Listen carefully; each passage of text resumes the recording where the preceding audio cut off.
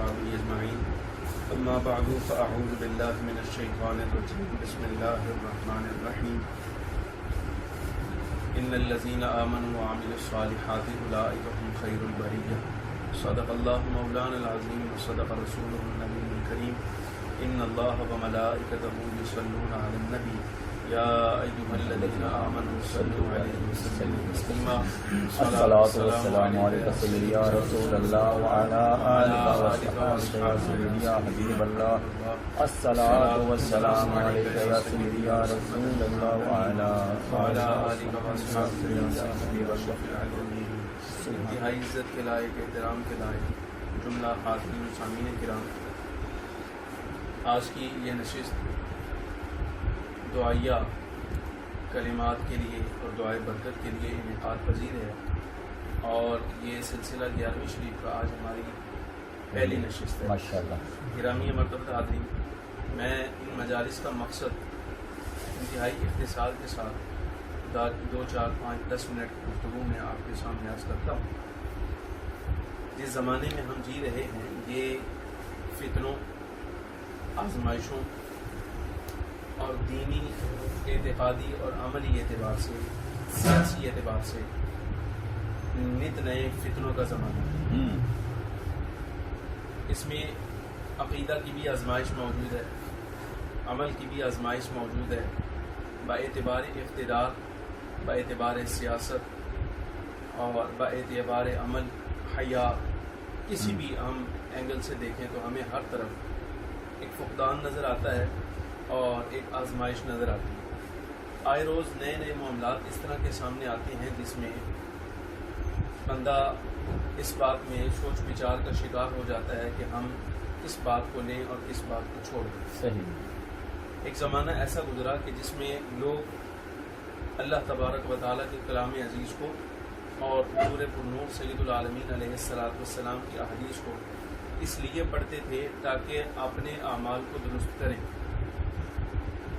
یعنی کلام الہی پڑھ کے اور آقا دو عالم صلی اللہ علیہ وسلم کی سنتوں کا مطالعہ کر کے لوگ یہ چاہتے تھے کہ ہمارے اعمال درست ہو جائیں، ہمارے معاملات درست ہو جائیں، ہمارا عقیدہ درست ہو جائے، ہمارا معاشرہ درست ہو جائے، ہمارا گھر بار ٹھیک ہو جائے۔ لیکن جس زمانے میں ہم جی رہے ہیں یہ ایسا معاملہ ہے کہ اللہ کے کلام کو اور احادیث رسول کو اس لیے پڑھا جاتا ہے تاکہ ہم جو کر رہے ہیں اس سے ہم اپنے اعمال کو وہاں سے دلیل بنائیں۔ اللہ یعنی اگرچہ معاملات غلط ہیں لیکن قرآن عزیز پڑھ کے، احادیث پڑھ کے لوگ اپنے غلط معاملات کے لیے دلیل بناتے ہیں۔ فخر عالم صلی اللہ علیہ وسلم نے اس زمانے کی طرف اشارہ فرمایا۔ احادیث رسول بڑی کثرت کے ساتھ ملتی ہیں اور محدثین کرام نے اس پر عنوان قائم کیا فتنوں کے زمانے کا۔ میں 2 حدیثیں آپ کے سامنے پڑھتا ہوں، اس سے اندازہ ہو جائے گا کہ آپ صلی اللہ علیہ وسلم نے اس دور کی طرف اشارہ فرمایا۔ حضرت مغیرہ بن شعبہ رضی اللہ تعالی عنہ راوی ہیں، مختصر حدیث پاک ہے۔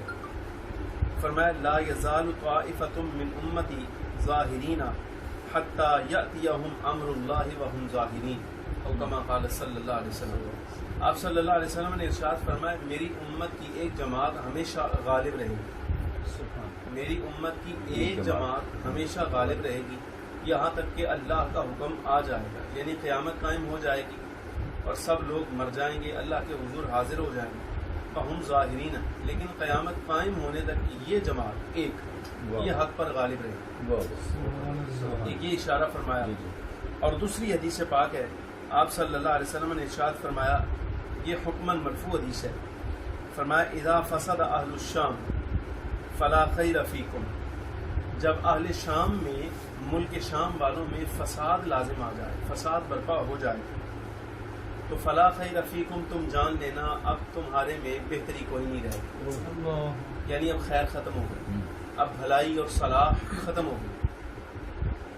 ولا یزال طائفۃ من امتی منصورین، لیکن جب بھلائی ختم ہو جائے گی نا تب بھی میری امت کی ایک جماعت ایسی ہوگی منصورین جو اللہ کی طرف سے مدد کیے ہوئے ہوں گے، لا یضرهم من خذلهم حتی تقوم الساعہ، کوئی اگر رسوا کرنے والا ان کو رسوا بھی کرنا چاہے گا تو رسوا نہیں کر سکے گا حتیٰ کہ قیامت قائم ہو۔ اب آپ اس بات میں اشارہ دیکھیں فرمایا جس زمانے میں اہل شام میں فساد داخل ہو جائے، یعنی ان کے معاملات میں خرابی پیدا ہو جائے، فلا خیر فیکم، تو تم سمجھ لینا اب تم میں خیر ختم ہو گئی ہے۔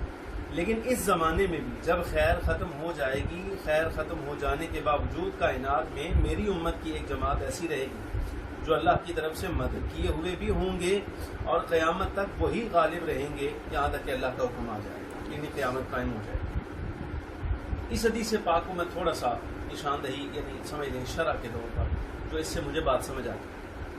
فخر عالم صلی اللہ علیہ وسلم نے جب یہ بات ارشاد فرمائی تھی، یہ آپ کی نبوت کے دلائل میں سے ایک عظیم دلیل ہے کہ آپ اللہ کے نبی ہیں۔ جب یہ حدیث پاک آپ صلی اللہ علیہ وسلم نے ارشاد فرمائی تھی نا، اس وقت اہل شام کافر تھے، سارے اہل شام کافر تھے، مسلمان ان میں کوئی بھی نہیں، کیونکہ شام تو فتح ہونا تھا حضرت عمر کے دور میں اب شام فتح ہوتا، وہاں اہل اسلام جاتے، صحابہ جاتے، اسلام کی تعلیمات جاتی، لوگ مسلمان ہوتے، یہ سارے معاملات بعد میں ہوتے۔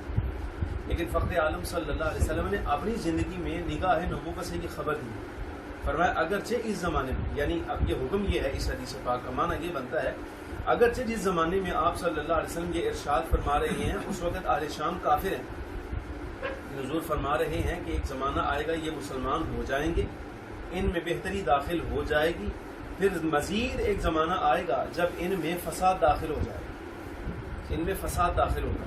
اب جب مسلمان ہونے کے بعد ان میں فساد داخل ہوگا، فلا خیر فیکم، تو پھر کائنات سے برکت اٹھا لیں، اب برکت ختم ہو گئی، یعنی بہت سالوں بعد جو معاملہ ہونے والا تھا آقا دو عالم صلی اللہ علیہ وسلم نے اس کو پہلے ہی بیان فرمایا۔ اب یہاں شام سے مراد کیا تھا کہ دراصل اگر ہم اس وقت اپنا جغرافیہ دیکھیں اور اس وقت جو زمانہ نبوی صلی اللہ علیہ وسلم میں شام تھا، اس وقت اردن، فلسطین، سوریا جس کو اب سیریا کہا جاتا ہے، اور اسی طرح لبنان، یہ 4-5 علاقے تھے جو ملک شام میں داخل ہوتے، فلسطین بھی اس میں تھا، سیریا بھی اسی میں تھا، اور اسی طرح اردن اس میں تھا، لبنان اسی میں تھا۔ یہ ویسے ہمارے ہاں لبنان کہتے ہیں، اصل لفظ یہ لبنان، لام کے پیش کے ساتھ لبنان۔ بیروت جہاں ابھی کچھ دن پہلے آپ کو معلوم ہوا ہوگا دھماکہ بھی ہوا، وہ جو 2,500 ٹن پتہ نہیں کتنے ٹن مواد جو تھا وہ سمندر کے قریب جو پھٹا، وہ بیروت شہر میں ہوا۔ بیروت سمجھ لیجیے وہ ایک شہر ہے لبنان کا، اور لبنان ملک شام کا حصہ ہے۔ یعنی جو معاملہ آج کچھ دن پہلے ہم نے اور آپ نے اپنی آنکھوں سے دیکھا، جس کی وجہ سے بہت ساری ویڈیوز وائرل ہوئی اور باقاعدہ دکھایا گیا کہ یہ دھماکہ ہوا، اتنا نقصان ہوا، 4,000 بندہ کوئی زخمی ہوا یا کوئی بے گھر ہو گئے اور کتنے لوگ شہید ہو گئے اس میں۔ فخر عالم صلی اللہ علیہ وسلم نے اپنے زمانے میں ان واقعات کی پیش گوئی فرمائی ہے، اذا فسد اہل الشام، جس وقت فساد ہو جائے شام والے۔ اب یہ جو لبنان میں ہمارے ہاں دھماکہ ہوا، یہی نگاہ نبوی صلی اللہ علیہ وسلم میں داخل پیش گوئی ہے آپ صلی اللہ علیہ وسلم کی۔ فلسطین کی تباہی بربادی آپ دیکھ لیں، اردن کی تباہی بربادی دیکھیں، لبنان کی تباہی بربادی دیکھیں، اور سوریا اس کی آپ دیکھ لیں تباہی بربادی۔ فخر عالم صلی اللہ علیہ وسلم نے اس کی طرف اشارہ کر کے فرمایا کہ جب ان میں فساد آ جائے گا تو پھر اب خیر اٹھ جائے، اب بھلائی ختم ہو جائے۔ لیکن ایک بات، اب یہ حدیث پاک کا پہلا حصہ، دوسرا حصہ حدیث پاک کا یہ ہے، فرمایا کہ اس کے باوجود ساری کائنات میں ایک جماعت حق پر رہے اور وہ غالب بھی رہے اور اللہ تبارک و تعالیٰ کی طرف سے مدد کیے ہوئے بھی ہوں۔ یہ جماعت کون سی ہے، اس کے بارے میں ہمارے ائمہ کرام نے مختلف اقوال ذکر یہ پوری گفتگو کا خلاصہ صرف اتنا ہے، میں نے آپ کے سامنے اتنا ہی عرض کرنا ہے کہ آج ہم اعتقادی فساد کا شکار ہوں، یعنی عقیدہ کی غلطی اگر ہو جائے، عمل کی غلطی اگر ہم میں ہے، سیاسی اعتبار سے اگر ہم رسوائی کا شکار ہیں، یا ہمارے ہم ماحول جیسا آج کل بن گیا، اس اعتبار سے دیکھیں تو اس کی وجہ کیا ہے، جڑ کیا ہے، میں اس جڑ تک آپ کو لایا ہوں۔ اور وجہ یہ ہے کہ ہم یہ جو جماعت حق والی تھی، حق والی جماعت جس کی طرف آپ صلی اللہ علیہ وسلم نے اشارہ کیا تھا، ہم ان سے جدا، اس وقت ہم اس جماعت میں داخل نہیں۔ بات سمجھ آ رہی کہ اس جماعت میں ہم داخل نہیں، چونکہ فساد اگر زمانے میں داخل ہو جائے، اس کے باوجود آپ صلی اللہ علیہ وسلم نے اس جماعت کی طرف فرمایا تھا کہ یہ لوگ حق پر رہیں گے۔ ہم نے اس جماعت کو چھوڑا تو وہ جماعت جب چھوڑا تو وہ فساد اب ہم میں بھی داخل ہو گیا، اعتقاد بھی گیا، عقیدہ بھی گیا، عمل بھی گیا، حیا بھی گئی، سیاست بھی گئی، ملکی اقتدار بھی گیا، اور مسلمان ہونے کے ناطے جو پوری کائنات میں ہمارا ایک لوگ دبدبہ تھا وہ بھی گیا۔ تو کائنات میں پوری میں کوئی کافر اگر نام سنتا تھا کسی مسلمان کا، صلاح الدین ایوبی، نور الدین زنگی اور فلاں فلاں، اور جو کانپ اٹھتے تھے، روک دبدبا بھی جاتا رہا. اس کی وجہ یہ ہے کہ ہم اس جماعت سے الگ ہیں. ہم بات نہیں کر رہے، اپنی بات نہیں کر رہے. ہم تو الحمدللہ اللہ کا شکر ہے آج بھی اسی جماعت کا حصہ ہیں. اور جماعت کون سی ہے اس کے بارے میں محدثین کے مختلف اقوال ہیں. بس یہ بات میں آپ کو سمجھا کے بات ختم کر دوں. اس جماعت کے بارے میں مختلف اقوال. ایک قول یہ ہے کہ امام احمد بن حنبل فرمائے میرے نزدیک یہ جماعت جس کی طرف آپ صلی اللہ علیہ وسلم نے اشارہ فرمایا تھا کہ یہ حق پر رہیں گے، یہ مددگار رہیں گے، قیامت قائم ہو جائے گی، اس سے مراد آپ فرماتے ہیں محدثین کی جماعت، یعنی جو مسلسل آقا دو عالم صلی اللہ علیہ وسلم کی احادیث کو روایت کرنے والے. امام احمد ابن حنبل نے تو یہاں تک فرمایا کہا کہ اگر کوئی بندہ یہ کہے کہ اس سے مراد محدثین نہیں ہے، امام احمد بن حنبل فرماتے ہیں پھر مجھے نہیں پتا کہ وہ کون ہوں جن کے بارے میں آپ فرما رہے ہیں اگر محدثین اس میں شامل ہیں. لیکن حضرت امام نووی رحمۃ اللہ علیہ نے اس پر بڑی اچھی بات کی. اب جس زمانے میں ہم جی رہے ہیں نا، اس زمانے میں اب احادیث روایت کرنے والا کوئی نہیں رہا. حدیث روایت کرنے کا مطلب یہ تھا، مثال کے طور پہ میں آپ کے سامنے بیٹھا ہوں، میں کہوں کہ میں نے حدیث سنی اپنے استاد صاحب سے، انہوں نے اپنے استاد صاحب سے، انہوں نے اپنے استاد صاحب سے، کرتے کرتے پوری ایک چین جو ہے نا یہ آپ صلی اللہ علیہ وسلم تک جائے. وہ سلسلہ ختم ہو گیا. اب ہمارے زمانے میں صرف سمجھ لیں کتاب سے دیکھ کر پڑھنے والا کام ہی رہ گیا، اس سے زیادہ اور کچھ نہیں رہا. ٹھیک ہو گیا. تو مطلب یہ کہ وہ جماعت تو آہستہ آہستہ ختم ہو رہی ہے، لیکن سرکار نے فرمایا تھا کہ یہ جماعت قیامت تک رہے گی. تو مطلب یہ ہوا محدثین اس سے مراد ہیں، لیکن اس کا مطلب یہ نہیں کہ صرف محدثین ہے، اس کے علاوہ اور کوئی. ہمارے نزدیک اس کا جامع جو مراد اس کا مقصد ہو سکتا ہے نا وہ ہے اہل سنت و جماعت. سبحان اللہ، سبحان اللہ. بات سمجھ آ رہی کہ اس کا مطلب ہے اہل سنت و جماعت، جس کی طرف حضور نے اشارہ فرمایا کہ یہ قیامت تک حق بجانب رہیں گے، اللہ کی مدد ان کو شامل رہے گی. وہ اس جماعت سے مراد اہل سنت و جماعت. ہمارے زمانے میں اہل سنت و جماعت کو بڑا محدود سمجھا جاتا ہے، حالانکہ ایسا نہیں. میں یہ ایک حوالہ چھوٹا سا ہے، یہ پڑھتا ہوں اختصار کے ساتھ، ہے تو کچھ 4-5 صفحے کا، لیکن میں صرف اس کے عنوان آپ کے سامنے پڑھ دیتا ہوں کہ اہل سنت و جماعت میں کتنے قسم کے لوگ پائے جاتے ہیں. سمجھ آ رہی کہ نہیں؟ اہل سنت و جماعت میں کتنے قسم کے لوگ پائے جاتے ہیں. اگر ہم ان میں سے کسی ایک شعبہ کے ساتھ بھی منسلک ہو گئے نا، کسی ایک شعبہ کے ساتھ، مطلب یہ ہوا کہ ہم اس جماعت میں آ گئے، صحیح، جو قیامت تک مدد بھی کی جائے گی اور حق بجانب بھی رہے گی. وہ کون سے ہیں؟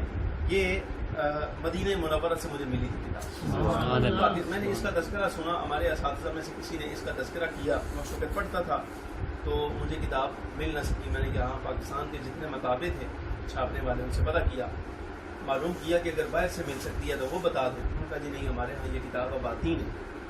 2016 میں اللہ تعالیٰ نے مہربانی فرمائی، جب میں عمرہ شریف کے لیے گیا تو آخری ایام تھے میرے، مجھے آج وہ جگہ بھی یاد ہے. اگر میں جاؤں گا تو میں بتا سکتا ہوں کہ اس جگہ پر بیٹھا تھا وہ آدمی جس سے میں نے کتاب. باب السلام سے اگر باہر نکلے ہم تو وہ جو شار سلام کہلاتا ہے، مدینہ منورہ میں شار سلام، اس روڈ سے باہر نکل کے آگے جا کے برج آتا ہے. وہ برج کراس کر کے نیچے ایک بندہ نا کپڑا بچھا کے، عربی تھا بدو، کپڑا بچھا کے نا زمین میں یہ لال رومال نہیں ہوتا، یہ بچھا کے وہ بیٹھا تھا اور کتابیں پڑھتا. فتح الباری فتح الباری حافظ ابن حجر اسقلانی کی مختلف جلدیں. اچھا، اس میں نا یہ کتاب میں نے ایک بندے کے ہاتھ میں دیکھی. میں نے اس کو پوچھا، میں نے کہا کتنے کی ہے یہ کتاب؟ وہ کہنے لگا یہ بک گئی. میں نے کہا یار میں طالب علم ہوں، پاکستان سے آیا ہوں، ہمارے ہاں ایسی کتابیں میسر نہیں، تمہیں مل جاتی ہیں، تمہیں تو پھر کہیں سے مل جائے گی. یہ ہے بھی پرانی، کسی بندے کی تھی تو انہوں نے آگے سیل کر دی. تو یہ بندہ آگے بیچ رہا تھا، بدو عربی تھا. میں نے کہا کہ یہ ہمیں ملتی نہیں یار، اگر تم مہربانی کرو تو یہ تم مجھے دے دو. کہنے لگا کہ یہ بھی طالب علم ہے، یہ کھڑا ہے، اس نے خریدی ہے، تم اس سے بات کرو. میں اس کے پاس گیا، عربی میں جا کے میں نے اس کو یہ بات کی. میں نے کہا بھائی میں پاکستان سے آیا ہوں، طالب علم ہوں، یہ کتاب ہمارے ہاں مفقود ہے، ملتی نہیں، اگر تم مجھے دے دو. اس کا ٹھیک ہے، جتنے پیسے میں نے اس کو دیے ہیں تم مجھے دے دو، میں دے دیتا ہوں. تو میں نے اس کے اوپر نا قیمت اس وقت بھی لکھی تھی 10 ریال کی. اس وقت میں نے بھی خریدی سن 2016 میں، تاریخ بھی اس پر درج ہوئی ہے. بہرحال یہ حوالہ میں آپ کے سامنے پڑھنے لگا کہ اہل سنت و جماعت کے جو لوگ ہیں نا، یہ کل 8 قسم ہیں. پہلی جماعت ان میں سے ہے ائمہ اہل توحید کہا جاتا ہے ان کو، یا متکلمین کہا جاتا ہے، ائمہ متکلمین. ان سے مراد وہ لوگ ہیں اہل سنت کے وہ علماء جو صرف اور صرف عقیدہ کا مسئلہ حل کرتے ہیں. صرف اور صرف عقیدہ کا مسئلہ حل کرتے ہیں. ان کی دسترس، ان کے دلائل، ان کی بول چال، ان کی تصانیف ساری کی ساری عقیدہ کے بارے میں ہوتی ہے. اور اہل سنت کے علاوہ جتنے بد مذہب لوگ ہیں نا ان سب کا رد کرنا وہ ان کی ذمہ داری ہے.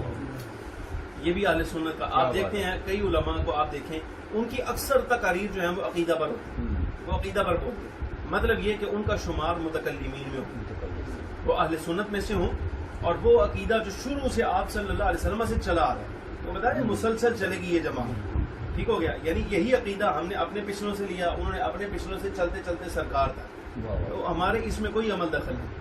اگر آج کے دور کے اندر اگر کوئی بندہ اہل سنت و جماعت سے ہو کے عقیدے پر کلام کرے اور کوئی دوسرا اور بات نہ کرے, مطلب یہ وہ بھی سنی ہے لیکن متکلمین میں سے, وہ متکلم سنی, عقیدہ کا مسئلہ بیان کرنا. دوسری جماعت ہے ان کو کہتے ہیں ائمہ فقہ, ہم ائمۃ الفقہ. یہ فقہا مراد ہیں جو ہمارے طہارت, نماز, روزہ, حج, زکوٰۃ اس طرح کے مسائل حل کرتے. ٹھیک ہو گیا, یہ بھی اہل سنت و جماعت میں. اور تیسرا جو ان میں صنف آتی ہے وہ ہے محدثین کی, جن کا کام صرف اور صرف احادیث پر کام کرنا ہے, وہ بھی اسی کا حصہ ہے, وہ محدثین ہے, اہل حدیث نہیں. سمجھ آ رہی ہے, اہل حدیث میں اور محدثین میں فرق ہے.